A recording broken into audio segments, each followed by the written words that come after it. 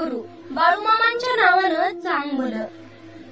भक्तांनो, आज मी तुम्हाला बाळूमामांचा एक सुंदर भयानक असा अनुभव सांगणार आहे।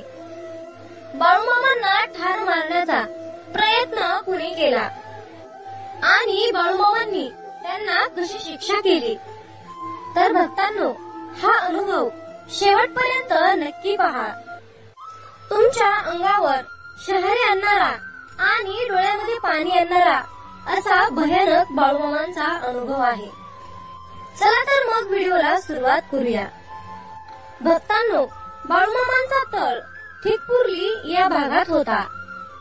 बाळूमामा स्वतः एकटेच सुमारे 400 बकऱ्या घेऊन चारायला जात होते। मग त्या भागातील 2 दरोडेखोरांनी बाळूमामांच्या तळाचे निरीक्षण केले आणि मग त्या दरोडेखोरांच्या मनामध्ये विचार आला। ते दरोडेखोर एकमेकाला म्हणाले, अरे वा, त्या धनगरासोबत कोणीही गडी नाहीत। हा धनगर एकटाच बकऱ्या घेऊन चालायला जातो, याच्या सोबत कोणीही नाही, हा एकटाच आहे। याला ठार मारले तर या 400 बकऱ्या आपल्याला आयत्याच मिळतील।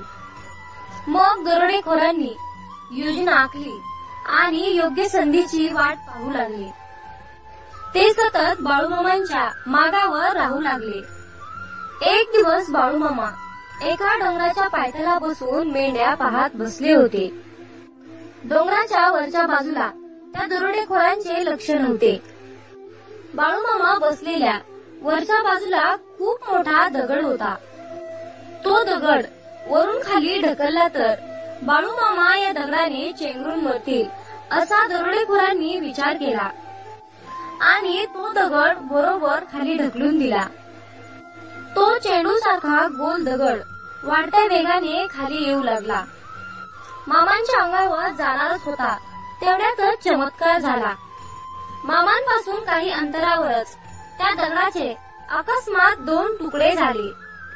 बाळूमामांच्या उजव्या बाजूला एक तुकडा गेला आणि डाव्या बाजूला एक तुकडा गेला आणि बाळूमामा सुरक्षित राहिले। हे पाहून दरोडेखोर खूप घाबरले आणि ते पळून गेले।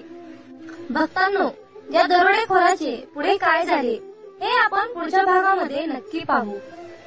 मग बोला बोला बाळूमामाच्या नावानं चांग भलं।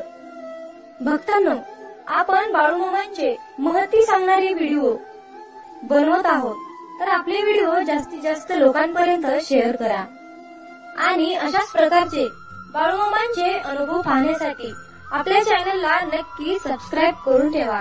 तुम्हाला या चॅनलवरती अशाच प्रकारचे महत्त्वपूर्ण व्हिडिओ पाहायला मिळतील।